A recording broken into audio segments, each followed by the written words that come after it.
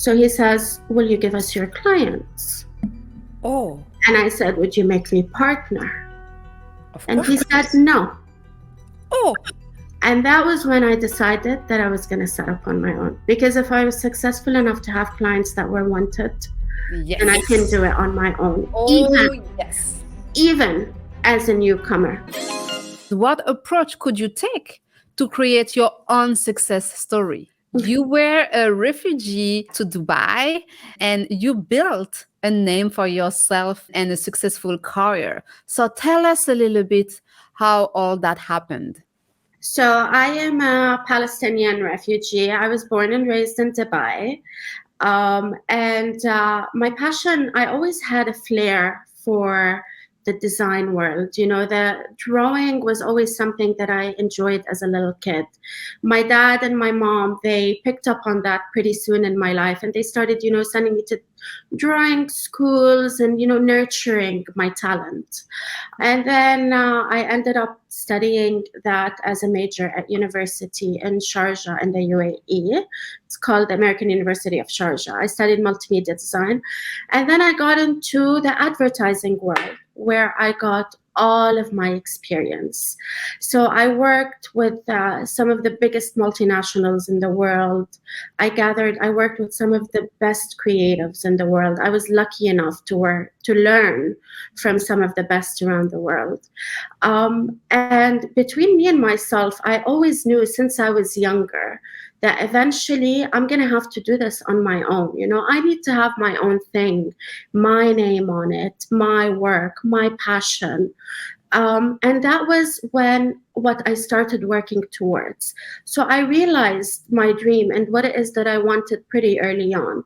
And that was when I started working on my contacts and my network and the people that I know, the people that I work with, etc. And eventually I was seeking immigration. My sister had moved to Canada in 2010, and I was seeking immigration as well. So we had picked Canada. I had picked Canada as an option because Arab families for us, we stay together. So I was, my dad was retired. My mom always took care of me and my sister, and I was sponsoring them at the time. So everywhere I move, they move with me, of course. And it was important to keep the family together, and it was important to go to a place that they were happy at. So my mother had chosen Canada, which is why one of the main drivers and one of the main reasons I chose to come to Canada, obviously it being a great country, etc., etc. Eventually, I moved here, and I was freelancing at the time, so I gave myself a break, and I had a great network in Dubai, right? And what's nice about Dubai is that a lot of people, like they work there for a bit and they move. So next thing you know, you've got people in Milan and London and the UK and all over the world. So my network started working for me, and that was when I started getting work. So I freelanced for a while, but being a newcomer, of course, I opened myself up for a full-time job. So I went to interviews. Obviously, I didn't want to keep any door closed as a newcomer. But I knew eventually down the road I was going to set up on my own. So I kept going to interviews, and I had like this great portfolio of work. And then one day I sat for an interview, and the partner told me, "What are you going to do with all of your freelance clients when you get a full-time job?" And I said, "Well, obviously I won't be able to sustain them, so probably I'm going to have to let them go." So he says, "Will you give us your clients?" Oh. And I said, "Would you make me partner?" And he said, "No." Oh. And that was when I decided that I was going to set up on my own. Because if I was successful enough to have clients that were wanted, then I can do it on my own. Oh, Even as a newcomer. So what I did was I set up on my own as a freelancer with a long-term vision to incorporate as a business, which I did. And considering that my mother was the main driver of my move, And unfortunately, she passed away before all of the visas were issued. So her name was Yolande. We called her Yola. So I named my venture Y in honor of her, since she helped pave the way for me to realize my dream in this amazing country. This amazing country. Yes, let's talk about it. But I'm curious to know, because when it comes to Dubai, Dubai is well known for having the best entrepreneurial environment in the world, and we see a lot of people leaving Canada to live in Dubai, right? And Mhm. and start their business there. So why deciding to wait until you are in Canada to start your business as opposed to starting your business in Dubai directly? I mean, at the time, I didn't think about it that way. At the time, I was working on getting my skill excellent, learning until it gets to a point where I'm going to be ready to set up on my own. And Canada opened the door. But there is another factor as well to keep in mind, that Dubai is relatively a young city. So, yes, it's very, very entrepreneurial. And yes, there are so many entrepreneurs and small businesses opening now. But when I was growing up, it was still growing into that phase. So I was kind of in the transition phase where there were kind of entrepreneurs, but there weren't a lot. And now there are so many, which is normal in the case of any city that is growing. So they brought in all of the multinationals that like boomed the economy and paved the way for entrepreneurs to be able to set up on their own. I think your approach is very smart because you are taking the best of both worlds, right? Canada is a land of opportunities. We know that. And that's why, a lot of people make that leap of faith, that take that leap of faith and come to Canada. But also, as you said, you built quite an impressive network while in Dubai. You worked with the best in the world. You learned from the best in the world. And so, this is your network is your net worth. We were at an event a couple of days ago, and this is exactly what we were talking about. Your network is your net worth. And the beauty of it is that no matter where you are in the world, once you have those relationships, you can leverage it to grow and to feed your own success, right? So, how is your approach to networking? I cannot, like as you said, your network is your net worth. I cannot stress how important your network is, especially in the Canadian market that is referral based. First of all, it is very important to be strategic, to know where to put yourself and who to connect with and who to speak with. It is also important to give as much as you take. Networking isn't just about meeting people and getting contacts and growing your contact list on your phone from 10 to 100 to 200. It doesn't work that way. You give as much as you take. We live together on this planet. So I refer business to you, you refer business to me. And in addition to that, your skill and your excellence at what you do is everything, because you can have the best network but your skill won't match it. And if you have the best skill but you don't have the best network, then you're going to struggle as well. So that's where strategy comes in. You need to be very strategic, know where to place yourself, know where to find the people that are looking for your service, because the people that need your service, Darine, are completely different than the people that need my service. So we're probably going to be doing the same thing in different places with different people. So that's important as well. Yes, and one of my criteria, and strategic networking is a recurring topic here on this podcast, because when we look at, I really want to understand the blueprint for success that made you the leader you were meant to be, right? And strategic networking is definitely a big piece of the cake here. But something that I look at, and one of my criteria is, am I the most intelligent person in the room?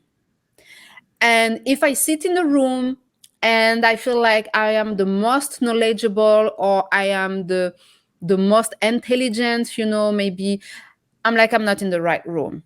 If I'm here to build a successful network, a network that will help me growth, and that I'm not learning from the people in the room because I am aware and knowledgeable on most of the things, that are part of the conversation, it means that I need to change my surrounding. And this is something that is very consistent with me. And this is something that has allowed me to grow faster maybe than many others, but because I'm very mindful of the people I surround myself with. It doesn't mean, hold on, because I have got this comment quite often, it doesn't mean that I get rid of other people. No, this is not how it works. When you build fewer relationships, but genuine relationships, and most of the people in my network, they are my friends. I don't call them like my network. I call them my friends because I truly care about them. I truly support them. And there is reciprocity, right, in the relationship. But then when I look at my objective, okay, who else do I need? In what room do I need to be in order to achieve my goal? And I believe, the question today we are answering is, how do you pave your own way to create your own success story? And I believe one of the answers is knowing what's your objective and what are the steps that you need to take to reach that goal. Who are the people you need to surround yourself with to reach that goal? So what is your approach, Amira, when it comes to setting goals for yourself and ensuring that every step you take takes you further to reaching that goal? First and foremost, I always say true to myself. The most unique thing any person can ever have is, as you said, knowing your goal, but knowing what your goal is for you. For me as Amira, I know what my goal is. I know my goal is to set up on my own and eventually scale and have a full-fledged agency. So I set that as my goal. How do I make myself stand out against my competition? Is by who am I as a person, what my skill is, what my style is as a designer, and how I approach and understand my clients. So that is extremely important. And then moving forward from there, I say, okay, fine. In the next, say, 3 months, I need to acquire 2 new businesses or 3 new businesses, or 1 new client or 2 new clients, or 1 project or 2 projects. And then I have short-term goals and I have long-term goals. So I know what the end goal is and I am working towards it by creating small milestones, because you can't jump. You need to crawl before you run. You can't. So you have to do it step by step. And that's exactly what I do. Building a business from the ground up requires tenacity and resilience. Hell yes. So the question is, can you share a challenging moment you faced as an entrepreneur and how you overcame it, emerging stronger? My most challenging moment as an entrepreneur was, especially as a newcomer in Canada, was cracking a new market. Exposing yourself to new markets generally is very challenging, and Canada was especially challenging for me because the culture is different, the market is different, everything is so different. Understanding networking, understanding how to network, understanding where to put myself in the market was extremely challenging for me. Getting to know people, getting to get my name out there as a newcomer. I never worked at any agency over here. No one knew who I was. Yeah. How do I put my name out there? That was so difficult for me and so challenging. And I cannot tell you how many lessons I have learned paving my way there. Because you don't just make a name. You fail, and then you succeed, and then you fail, and then you succeed. And then with the failures come the lessons and the tears, yes. The many, many, many tears. Yes. And then somehow then you wake up one morning, and like I woke up one morning, and this happened last year, and I got invited to sit on the jury of the biggest marketing and creative award show in Canada for their 100th year anniversary, the marketing award show. And I got invited to sit on the jury of an international award show called Mad Stars, based in South Korea. And I was judging international work, the most excellent creative work from all over the world. When that happened to me, when I had set up on my own in Canada, knowing nobody, that was when, like, that was an extremely proud moment for me. And that was when I looked back at myself and I said, you know what? I did it. Yes, you did it. Yes. Yes. Yes. Mm-hmm. And you said it, I think people coming to Canada have this misconception that all the great work and the great experience they have from back home will they will help them find a job here, that they will be able to leverage it here. But actually, no, it doesn't work this way in Canada. And so how do you put your name out there? How do you stand out from the crowd? And you mentioned that I had to put my name out there, and I didn't know where to get started. And that's one of the reasons also I created this podcast. And I talk a lot about networking and personal branding and leveraging LinkedIn. So you put your name out there when you have nothing else but your name. How do you make it known to the world, right? Or at least to the right people? And so I'm glad that you're sharing these lessons with us, those lessons with us, because these are very important. And I feel we need to repeat it consistently because of the lack of understanding of what it takes to succeed in the Canadian context. If you could travel back in time and give one piece of advice to your younger self, what would that be? Oh, that's a tough question, Darine.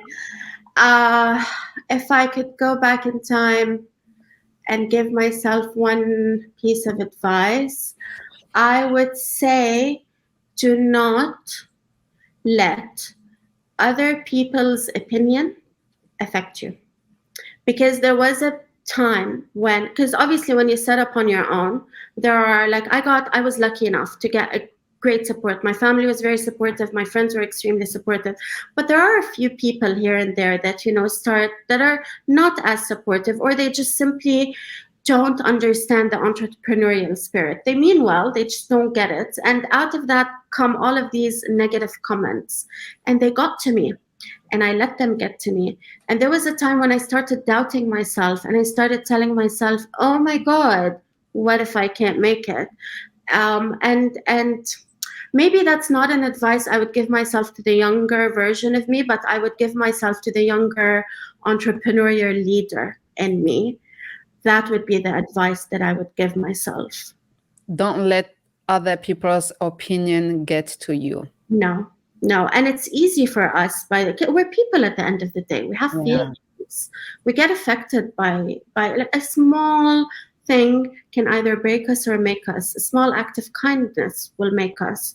One word will break us. So yes, I did get into that, and it slowed me down for a bit. Yeah, and I did too.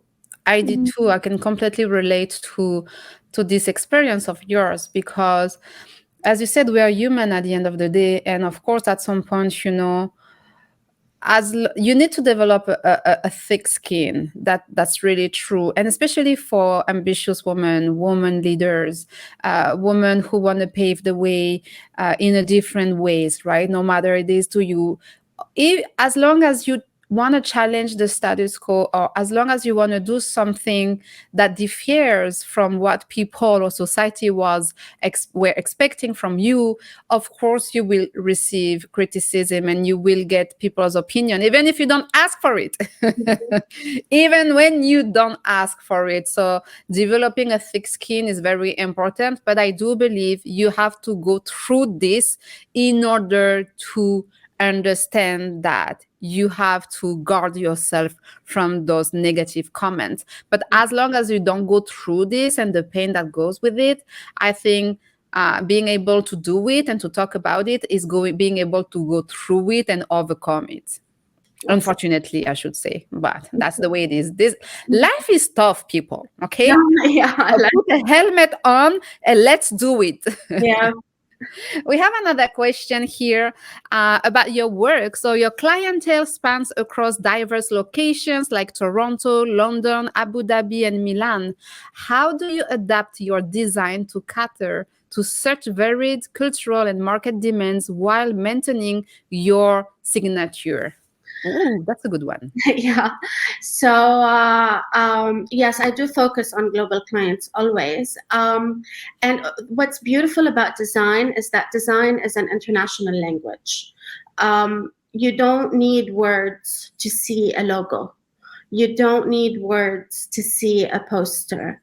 All you need to do is understand the market that you're working with, understand the sensitivities of the market, because it's important to be respectful for it. So I do thorough research and understanding what's right and wrong, understanding my client. I am very transparent with my clients. I ask them every single question that I need to, and I cater to that. And it's easier. It sounds very complicated, but it's actually easier to do than it seems. Open communication, would you Open say? communication, Yeah. and being like understanding the culture and understanding the sensitivity of the culture, obviously, being respectful. Like if you respect your work, you're going to respect your client's work. It's really that simple. Right, common sense. I want to say common sense, right? Looking ahead, what are your aspirations for why? And what kind of legacy do you hope to leave in the world of design and branding? Oh my gosh, I would like to see Y grow. It is so important for me for my professional career and personally, because it carries my mother's name. So I'd like to see it scale with more clients. I've worked so hard. I have every sort of client from enterprise level to mid clients to small startups, and I want to continue that momentum and make the ball bigger and start hiring. I do have staff now that I outsource to on a freelance basis, but it would be nice to have full-time staff. And what do I want to leave behind?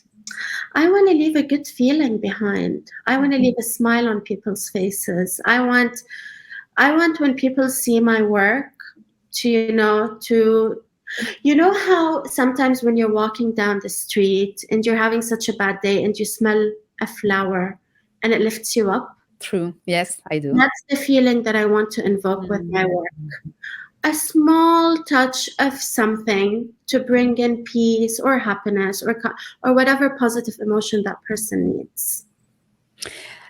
And I can speak to that because I have seen some of your work, and there is a wow effect. There is, I don't know, your work invites you to travel or to envision something positive, to be creative, and this is really what I felt when I saw your work the first time. So I would say, without any doubt, definitely your work has an impact on people, and your work has already had an impact on me personally. And I'd like to add to that as well. Like this is, I spoke about my work in terms of like personally, but also it's important for me, like with my clients as well. I'd like my work to impact my clients because design work needs longevity. And I want like in 10, 20 years for my clients to come back and tell me, you know what you did for us 20 years ago was amazing. And I did have one of my clients who came back to me now 5 years after I did his branding, telling me that the branding is still working and it's still very well received and it has the same effect that it did from day one. Wow. So that's the kind of long-term achievement that I want reflected on my clients as well.